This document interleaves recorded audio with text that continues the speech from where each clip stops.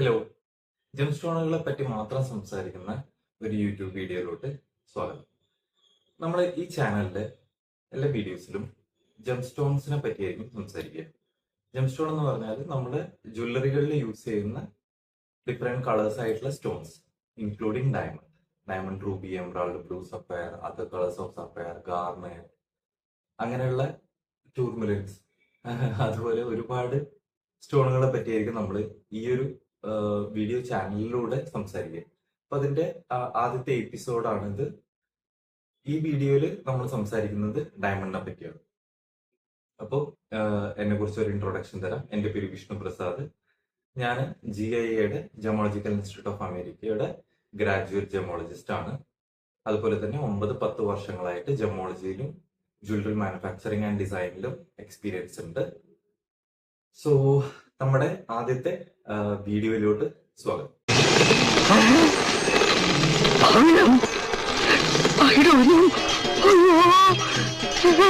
അപ്പോൾ നമ്മൾ പറഞ്ഞതുപോലെ ഡയമണ്ടിനെ പറ്റിയാണ് നമ്മൾ ഈ വീഡിയോയിൽ സംസാരിക്കുന്നത്. അപ്പൊ എന്താണ് ഡയമണ്ട്? ഡയമണ്ട് നമ്മൾ ഒരുപാട് കണ്ടിട്ടുണ്ട്. പല ജ്വല്ലറി ഷോപ്പുകളിലും പല ജ്വല്ലറി സ്റ്റോറുകളിലും നമ്മൾ ഡയമണ്ട് എന്താണെന്ന് കണ്ടിട്ടുണ്ട്. അതായത് ഒരു കളർ ഇല്ലാത്ത ഒരു ഗ്ലാസ് ടൈപ്പ് സ്റ്റോൺ കട്ട് ചെയ്തിട്ട് അതിൽ നിന്ന് കൂടുതൽ പ്രകാശവും തിളക്കവും വരുന്ന ആ ഒരു കളർ ഇല്ലാത്തൊരു കല്ല്, കളർലെസ് കല്ലാണ് ഡയമണ്ട്. സയന്റിഫിക്കലി പറയുകയാണെങ്കിൽ എന്താണ് diamond? It's a purest form of carbon. ഡയമണ്ടിൽ 99% കാർബൺ ആണ് അടങ്ങിയിട്ടുള്ളത്. ബാക്കിയുള്ള ശതമാനത്തിൽ അതിന്റെ പല വേറെ കെമിക്കൽസ് ആഡ് ചെയ്യുമ്പോൾ അതിന് കളർ സംഭവിക്കുന്നുണ്ട്. അത് നമുക്ക് പിന്നീട് പറയാം.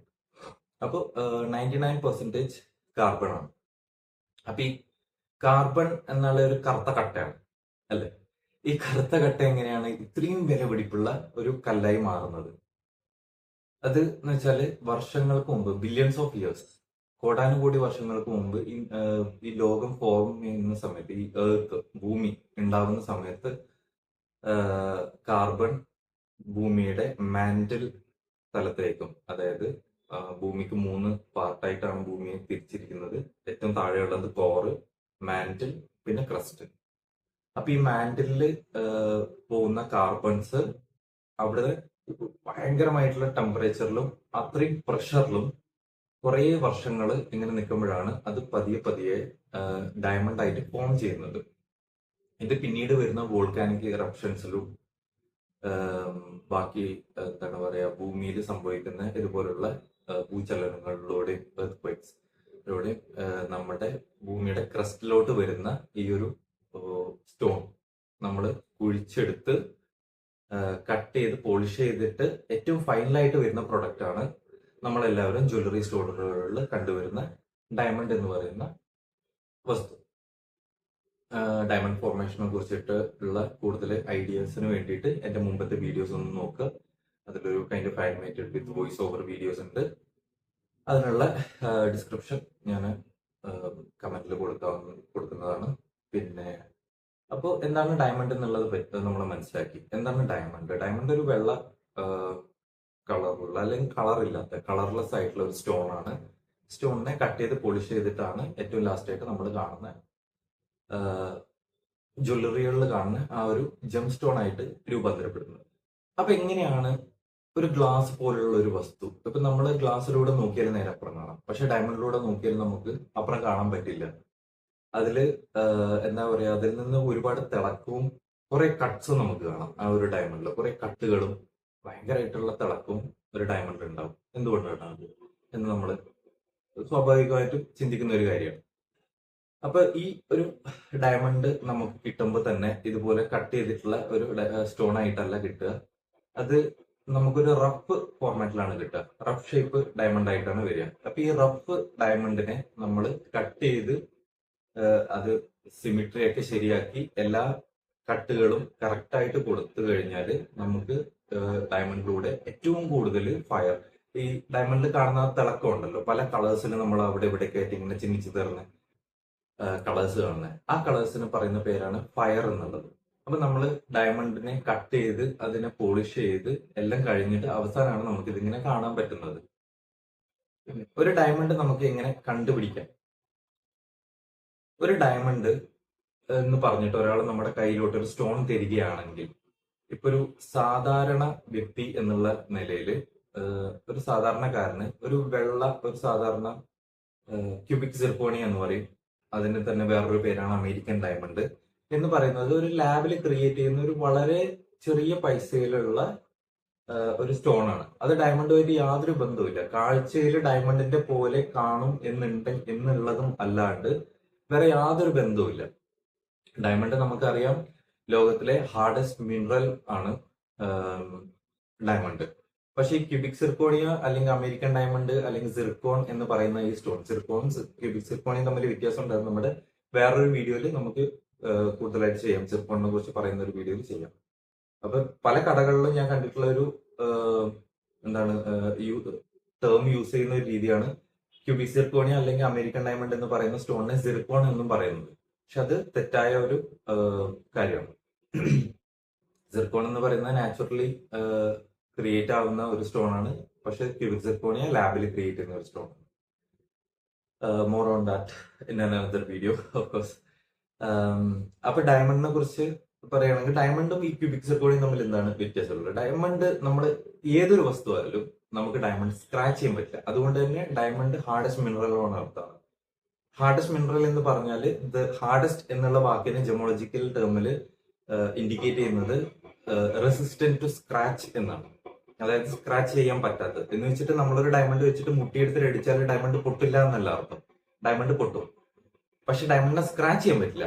വേറെ എന്തൊരു മെറ്റൽ ആയാലും മിനറൽ ആയാലും ഡയമണ്ടിനെ സ്ക്രാച്ച് ചെയ്യാൻ പറ്റില്ല. പക്ഷെ അതേസമയത്ത് ഈ ക്യൂബിക് സിർക്കോണിയ എന്ന് പറയുന്ന മറ്റുള്ള ഇതിന് പകരക്കാരനായിട്ട് ഉപയോഗിക്കുന്ന സ്റ്റോണുകളിൽ നമുക്ക് സ്ക്രാച്ചും കാര്യങ്ങളൊക്കെ വരും. കാലക്രമേണ അതിന്റെ തിളക്കം നഷ്ടപ്പെടും. അതിന്റെ എന്താ പറയാ ഫെസറ്റ്സ്, അതായത് ഈ കട്ടുകളിലൊക്കെ പൊട്ടലുണ്ടാവും.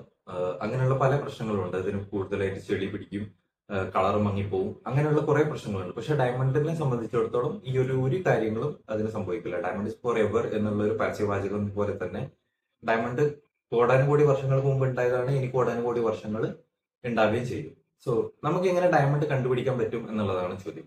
ഡയമണ്ട് ഒരു സാധാരണക്കാരനെ സംബന്ധിച്ചിടത്തോളം ചില സമയത്ത് ഈ അമേരിക്കൻ ഡയമണ്ട് എന്ന് നമ്മൾ പറഞ്ഞിട്ടുള്ള ക്യൂബിക് സിർക്കോണിയ, സീസൈഡ് എന്ന് പറയും, ക്യൂബിക് സിർക്കോണിയും ഒരു ഡയമണ്ടും എടുത്തെടുത്ത് വെച്ചാൽ ഒരു സാധാരണക്കാരന് ഇത് ഒരുപാട് ഡയമണ്ട് ഒന്നും വാങ്ങിച്ചിട്ടോ അല്ലെങ്കിൽ ഡയമണ്ടിനെ കുറിച്ച് വലിയ അറിവുകളൊന്നും ഇല്ലാത്ത ഒരു സാധാരണക്കാരനെ സംബന്ധിച്ചിടത്തോളം ഇത് രണ്ടും കാഴ്ചയിൽ ഒരുപോലെ തന്നെ ഉണ്ടാവും എന്നുള്ളതാണ് ഒരു വസ്തുത.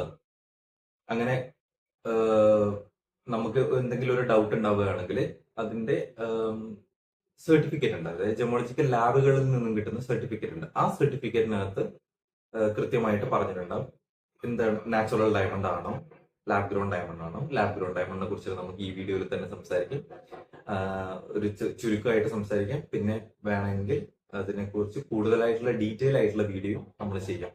അങ്ങനെ ആർക്കെങ്കിലും ഡീറ്റെയിൽ ആയിട്ടുള്ള വീഡിയോ ആവശ്യമുണ്ട് എന്നുണ്ടെങ്കിൽ കമന്റിൽ പ്രത്യേകിച്ച് കമന്റ് ചെയ്യുക. പിന്നെ വീഡിയോ ലൈക്ക് ചെയ്യുക, സബ്സ്ക്രൈബ് ചെയ്യുക, വലിയ ഉപകാരമായിരിക്കും. So back to the topic. So നമ്മുടെ ഡയമണ്ട് അല്ലെങ്കിൽ ജെമോളജിക്കൽ ലാബിൽ നിന്നും ഒരു സർട്ടിഫിക്കറ്റ് കിട്ടുക. സോ നമ്മുടെ ലാബ് സർട്ടിഫിക്കറ്റിനകത്ത് ഉണ്ടാവും diamond, natural diamond, clarity, colour, അങ്ങനെയുള്ള കാര്യങ്ങൾ, കട്ട് എല്ലാം അതിലുണ്ടാവും. ഡയമണ്ട് ഇവാലുവേറ്റ് ചെയ്യാൻ വേണ്ടിയിട്ട് നമ്മൾ ഉപയോഗിക്കുന്ന 4 കാര്യങ്ങളാണ് 4C എന്ന് പറയുന്നത്. അപ്പൊ ഈ 4Cയിൽ അടങ്ങിയിട്ടുള്ള കാര്യങ്ങൾ എന്താണെന്ന് വെച്ചാൽ cut, colour, clarity, carat weight. Clarity എന്ന് പറയുന്നത് അതിന് നമ്മൾ ആ ഡയമണ്ടിന്റെ അകത്തോ പുറത്തോ എന്തെങ്കിലും ഇൻക്ലൂഷൻസ് ഉണ്ടെങ്കിൽ അത് ഏത് കാറ്റഗറിയിൽ പെടുന്നതാണ് എന്നുള്ളതാണ്.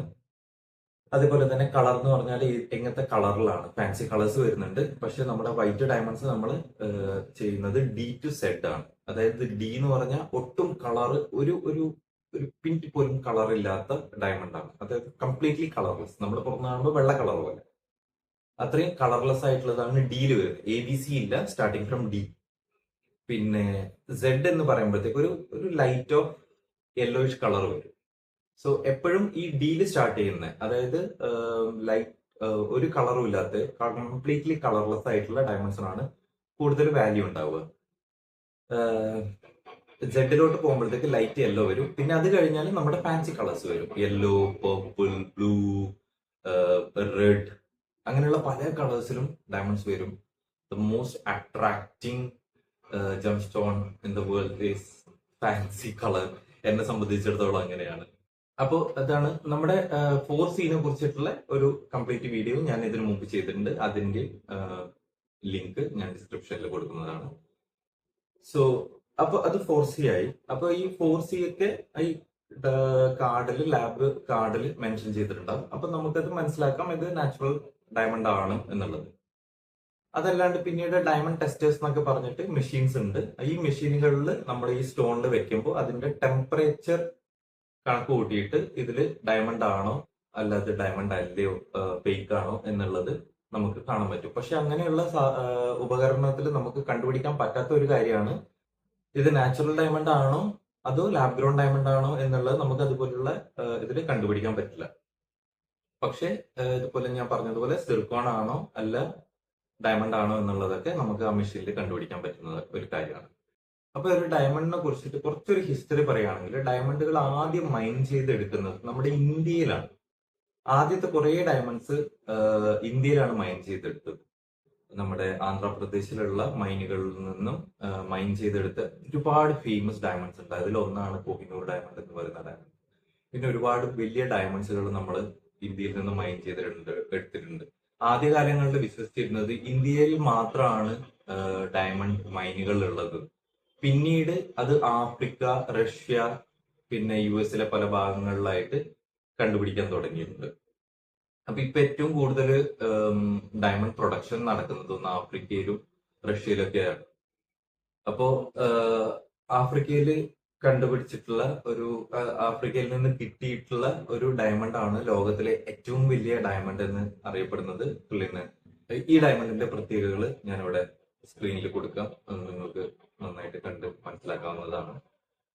പിന്നീട് കട്ടിങ്ങിലോട്ട് വരുമ്പോൾ ആദ്യകാലങ്ങളിൽ നമ്മുടെ ബെൽജിയത്തായിരുന്നു ഡയമണ്ട് കട്ടിങ് ആദ്യമായിട്ട് സ്റ്റാർട്ട് ചെയ്തത്. അവിടെയുള്ള ആൾക്കാർ കട്ടിങ്ങിൽ നല്ല എക്സ്പേർട്ട് ആയിരുന്നു. അപ്പൊ ബെൽജിയത്താണ് കട്ട് ചെയ്തത്. അപ്പൊ നമ്മൾ ഒരുപാട് കേട്ടിട്ടുണ്ടാവും, പല സിനിമകളിൽ കേട്ടിട്ടുണ്ടാവും, അല്ലാണ്ട് ആൾക്കാർ പറയുന്നത് കേട്ടിട്ടുണ്ടാവും ബെൽജിയം ഡയമണ്ട് എന്നുള്ളത്. ഇപ്പൊ ബെൽജിയം അത്ര എന്താണ് പറയാ ഡയമണ്ട് കട്ടിങ്ങിൽ അത്ര വലിയൊരു സ്ഥലമൊന്നുമല്ല. അത് ഇപ്പൊ നമ്മുടെ ഇന്ത്യയാണ്. അതായത് ഗ്ലോബലൈസേഷന് ശേഷം ഇന്ത്യയിലെ ആൾക്കാരുടെ ഒന്നാമത്തെ ഇവിടെ ലേബർ ചീപ്പായിരുന്നു. അതുപോലെ തന്നെ നമ്മുടെ ഡയമണ്ട് കട്ടിങ്ങിലുള്ള മികവ് യൂസ് ചെയ്തുകൊണ്ട് ഗ്ലോബലൈസേഷന് ശേഷം നമ്മുടെ നാട്ടിലേക്ക് ഇന്ത്യയിലേക്ക് ഒരുപാട് ഡയമണ്ട് മൈനേഴ്സ് കട്ട് ചെയ്യാൻ വേണ്ടിയിട്ട് സാധനങ്ങൾ കൊണ്ടുവന്നു. അങ്ങനെ ഇന്ന് ലോകത്തിന്റെ diamond centre of the world എന്ന് അറിയപ്പെടുന്നത് ഇന്ത്യയിലെ സൂറത്ത്, ഗുജറാത്തിൽ സ്ഥിതി ചെയ്യുന്ന സൂറത്ത് എന്നുള്ള സ്ഥലമാണ്. മില്യൺസ് ഓഫ് ക്യാരറ്റ്സ് ആണ് ഇയർലി ഇവിടെ നമ്മുടെ ഇന്ത്യയിൽ കട്ട് ചെയ്ത് പോളിഷ് ചെയ്ത് ഫൈനൽ പ്രോഡക്റ്റ് ആയിട്ട് ഗ്ലോബൽ മാർക്കറ്റിലേക്ക് എത്തുന്നത്. ക്യാരറ്റ് എന്ന് പറയുന്നത് ഡയമണ്ടിന്റെ വെയിറ്റിനെ സൂചിപ്പിക്കുകയാണ്. ഇപ്പൊ നമ്മുടെ പറഞ്ഞ 4Cയിൽ പെടുന്ന ഒന്നാണ് ക്യാരറ്റ് വെയിറ്റ്. അതായത് ഗോൾഡില് നമ്മൾ ക്യാരറ്റ് എന്ന് പറയുന്നത് അതിന്റെ പ്യൂരിറ്റീനെ പറയുന്ന ഒരു വാക്കാണെങ്കിൽ ഡയമണ്ടില് ക്യാരറ്റ് എന്ന് പറഞ്ഞാൽ അത് അതിന്റെ വെയിറ്റിനെയാണ് സൂചിപ്പിക്കുന്നത്. ഡയമണ്ടില് 5 ക്യാരറ്റ്സ്, അത് CARAT ക്യാരറ്റ്, ആ 5 ക്യാരറ്റ് ഈസിക്കൽ ടു 1 ഗ്രാം എന്നുള്ളതാണ്. അപ്പൊ ഒരു ക്യാരറ്റ് എന്ന് പറയുന്നത് 200 മില്ലിഗ്രാം ആണ് വരുന്നത്. 1 ഗ്രാം ഡയമണ്ട് ആവണമെങ്കിൽ അതിൽ 5 ക്യാരറ്റ് ആയിരിക്കും ഉണ്ടാവുക. അതാണ് അതിന്റെ യൂണിറ്റ് ഓഫ് മെഷർ. പിന്നെ നമ്മൾ പറഞ്ഞു ഡയമണ്ടിലെ കളേഴ്സ് ഒരുപാട് കളേഴ്സ് ഉണ്ട്. നമ്മൾ പറഞ്ഞതുപോലെ ഡിയിലാണ് സ്റ്റാർട്ട് ചെയ്യുന്നത്. D to Z ആണ്. Z-ലാകുമ്പോൾ ലൈറ്റ് യെല്ലോയിഷ് വരും. ഡിയില് കംപ്ലീറ്റ്ലി കളർലെസ് ആണ്.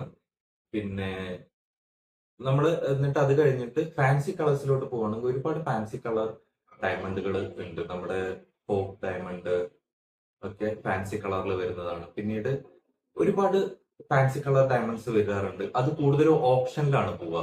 സാധാരണക്കാരന്റെ കയ്യിലോട്ട് എത്തുന്നത് വളരെ വളരെ വളരെ ചുരുക്കമാണ്. അത് ചിലപ്പോൾ ഈ ഒരു ലൈറ്റ് യെല്ലോയിഷ് ഷെയ്ഡിലുള്ള ഡയമണ്ട് ഫാൻസി കളർ ആണെന്ന് പറഞ്ഞിട്ട് മാർക്കറ്റിലോട്ട് വരാറുമുണ്ട്. ഡിപ്പെൻസ്. അങ്ങനെയുള്ള എന്തെങ്കിലും ഉണ്ടെങ്കിൽ GIA പോലുള്ള വലിയ ജോമോളജിക്കൽ ലാബിന്റെ ഇതില് സർട്ടിഫിക്കറ്റിൽ ഉണ്ടാവും. ഇപ്പൊ ഫാൻസി കളർ ആണെങ്കിൽ ഫാൻസി യെല്ലോ അല്ലെങ്കിൽ വിവിഡ് ബ്ലൂ അങ്ങനെയുള്ള ടേംസ് യൂസ് ചെയ്തിട്ട് അവർ മെൻഷൻ ചെയ്യും.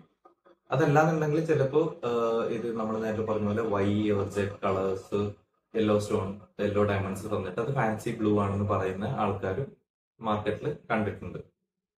സോ എപ്പോഴും ഒരു ട്രസ്റ്റഡ് ആയിട്ടുള്ള ഒരു ജെമോളജിക്കൽ ലാബിനെ സമീപിക്കുക. അപ്പൊ ഈ കളേഴ്സ് വരികയാണെങ്കിൽ ഇതിൽ ഓരോ നമ്മൾ പറഞ്ഞ പോലെ 99% ആണ് ഇതിൽ കാർബണിന്റെ കണ്ടന്റ് വരുന്നത്. അതിൽ വരുന്ന ചെറിയൊരു അംശം മറ്റുള്ള കെമിക്കലിന്റെ മറ്റുള്ള കെമിക്കൽ കയറുന്നത് മൂലമാണ് നമുക്ക് പല കളേഴ്സിൽ കിട്ടുന്നത്. Red, blue, yellow, pink, purple എന്നുള്ള കളേഴ്സിൽ നമുക്ക് കിട്ടുന്നത് മറ്റുള്ള കെമിക്കൽസിന് കയറുന്നത് കൊണ്ടാണ്. അപ്പൊ നമ്മൾ പറഞ്ഞതുപോലെ ലാബ് ഗ്രോൺ ഡയമണ്ട്സ്. എന്താണ് ലാബ് ഗ്രോൺ ഡയമണ്ട്സ്? ഇപ്പൊ ഏറ്റവും കൂടുതൽ നമ്മൾ കേട്ട് വരുന്ന ഒരു വാക്കാണ് ലാബ് ഗ്രോൺ ഡയമണ്ട്. അപ്പൊ ആക്ച്വലി എന്താണ് lab grown diamond? Lab grown diamond എന്ന് പറഞ്ഞാല് നമ്മൾ പറഞ്ഞു ഡയമണ്ട് ഫോർമേഷൻ നമ്മൾ പറഞ്ഞു ബില്യൺസ് ഓഫ് ഇയേഴ്സ് എർത്തിന്റെ അടിയിൽ ഉണ്ടായിട്ടുള്ള ആ ഒരു പ്രഷറും ഹൈ ടെമ്പറേച്ചറിലും കാർബൺ സ്ലോലി ഫോം ചെയ്തിട്ടുണ്ടാവുന്നതാണ് ഡയമണ്ട് എന്നുള്ളത്. ഈ സെയിം സിസ്റ്റം നമ്മൾ ഒരു ലാബിൽ ക്രിയേറ്റ് ചെയ്യുന്നതാണ് ലാബ് ഗ്രോൺ ഡയമണ്ട്സ് ഉണ്ടാകുന്നത്. എന്ന് വെച്ചാൽ നമ്മൾ ഒരു കാർബൺ പീസ് എടുത്തിട്ട് ഒരു മെഷീനിലേക്ക് വെച്ചിട്ട് അവിടെ ഹൈ പ്രഷറും വെരി ഹൈ പ്രഷറും അത്രയും തന്നെ ഹൈ ടെമ്പറേച്ചറും നമ്മൾ ആ ഒരു മെഷീനിൽ നിന്ന് പുറപ്പെടുവിക്കും. അപ്പൊ ഈ carbon slowly forms into ഒരു ഡയമണ്ടായി മാറും. അതാണ് ലാബ് ഗ്രോൺ ഡയമണ്ട്സ്. വേറൊരു മാർഗമുണ്ട്. ഈ പറഞ്ഞ പ്രക്രിയയാണ് HPHT എന്ന് പറയുന്നത്. High pressure high temperature HPHT ട്രീറ്റ്മെന്റിലൂടെ ചെയ്ത ഡയമണ്ട്സ് എന്നാണ് അതിനെ പറയുന്നത്. പിന്നെ വേറെ ഒന്നുള്ളത് എന്ന് വെച്ചാല് CVD ഡയമണ്ട്സ്. ഇന്ന് ഏറ്റവും കൂടുതൽ മാർക്കറ്റിൽ ലാബ് ഗ്രോൺ ഡയമണ്ട്സ് ആയിട്ട് വരുന്നത് ഈ CVD ഡയമണ്ട്സ് ആണ്. കെമിക്കൽ വേപ്പർ ഡിസ്പോസിഷൻ എന്നാണ് അതിന്റെ ഫുൾ ഫോം. സോ ഈ CVD ഡയമണ്ട്സ് ആണ് ഞാൻ പറഞ്ഞല്ലോ ഇന്ന് നമ്മുടെ മാർക്കറ്റിൽ ഏറ്റവും കൂടുതലുള്ളത്. ഇത് ഒരു 2 to 3 വീക്സിനുള്ളിൽ നമുക്ക് ലാബിന്റെ ഉള്ളിൽ ക്രിയേറ്റ് ചെയ്യാൻ പറ്റുന്ന ഡയമണ്ട്സ് ആണ്. അതേപോലെ തന്നെ പ്രൈസ് കമ്പാരിസൺ ആണ് ഭയങ്കര കുറവാണ്. ഇപ്പോ ഒരു 1 കാരറ്റിന്റെ ഒരു സിംഗിൾ സ്റ്റോൺ ഡയമണ്ട് നിങ്ങൾക്ക് വേണം എന്നുണ്ടെങ്കിൽ ലാബ് ഗ്രോണും നാച്ചുറലും കമ്പയർ ചെയ്ത് എടുക്കുകയാണെങ്കിൽ നാച്ചുറലിന്റെ ഒരു 10% പ്രൈസോ അല്ലെങ്കിൽ അതിൽ കുറവും മാത്രമേ ഒരു ലാബ് ഗ്രോൺ ഡയമണ്ട് ഉണ്ടാവുള്ളൂ. ലാബ് ഗ്രോണും നാച്ചുറൽ ഡയമണ്ടും തമ്മിലുള്ള ആകെ വ്യത്യാസം എന്താന്ന് വെച്ചാൽ natural diamond billions of years ഭൂമിക്കടിയിൽ നിന്നിട്ട് ഉണ്ടായി രൂപാന്തരപ്പെട്ട് മെല്ലെ നമ്മുടെ കയ്യിൽ വന്നതാണ്. ഇപ്പൊ ലാബ് ഗ്രോൺ ഡയമണ്ട് എന്ന് പറയുന്നത് വിത്തിൻ എ മന്ത് അല്ലെങ്കിൽ 2 monthsന്റെ ഉള്ളിൽ ക്രിയേറ്റ് ചെയ്തിട്ടുള്ള ഒരു ഡയമണ്ട് ആണ്. അത്രേ ഉള്ളൂ ഒരു വ്യത്യാസം എന്ന് പറയാനുള്ളത്. ബാക്കി എല്ലാ ഫിസിക്കൽ സ്ട്രക്ചറിലും കെമിക്കൽ കോമ്പോസിഷനിലും ആറ്റംസ് ഡിസ്പ്ലേസ് ചെയ്തിട്ടുള്ള എല്ലാ കാര്യങ്ങളിലും it is as equal as A natural diamond. ആരാലും കണ്ടുപിടിക്കാൻ മുടിയത്. സോ അത് എന്ന് വെച്ചാല് ഒരു ട്രെയിൻഡ് ആയിട്ടുള്ള ഒരു ജെമോളജിസ്റ്റ്, ഞാൻ ജെമോളജി ഇൻസ്റ്റിറ്റ്യൂട്ട് ഓഫ് അമേരിക്കയിൽ നിന്ന് ജെമോളജിസ്റ്റ് എടുത്ത ആളാണ്, ഗ്രാജുവേറ്റ് ജെമോളജിസ്റ്റ് ആണ്. അപ്പോ എന്നെ പോലുള്ള ഒരു ട്രെയിൻഡ് ആയിട്ടുള്ള ഒരു പേഴ്സണ് പോലും ഒരു ലാബ് ഗ്രോൺ ഡയമണ്ടും വിത്തൗട്ട് എനി സർട്ടിഫിക്കറ്റ്, ഇപ്പൊ 2 കല്ലുകൾ എന്റെ മുമ്പിലോട്ട് കൊണ്ടു തന്നാല് ഇത് ലാബ് ഗ്രോൺ ആണോ പിന്നെ നാച്ചുറൽ ആണോ എന്നുള്ളത് കണ്ടുപിടിക്കാൻ എനിക്ക് ഒരുപാട് ബുദ്ധിമുട്ടുകൾ ഉണ്ടാവും. മനസ്സിലായില്ലേ? അപ്പോ ഇതിനു വേണ്ടി സ്പെസിഫിക് ആയിട്ടുള്ള മെഷീൻസ് ഒക്കെ ഉണ്ട്. അപ്പൊ ഈ മെഷീനിൽ കണ്ടുപിടിക്കുന്ന ഇത് എത്ര ഇയേഴ്സ് ബാക്കിലേക്ക് ഉണ്ടായതാണ്, അല്ല ഇതിപ്പോ ക്രിയേറ്റ് ചെയ്തതാണോ, അങ്ങനെയുള്ള കുറച്ച് കാര്യങ്ങളിൽ നോക്കിയിട്ടാണ് ഈ ലാബ് ഗ്രോണും നമ്മുടെ നാച്ചുറലും കണ്ടുപിടിക്കുന്നത്. ആ ഒരു വ്യത്യാസം മാത്രമേ ഉള്ളൂ.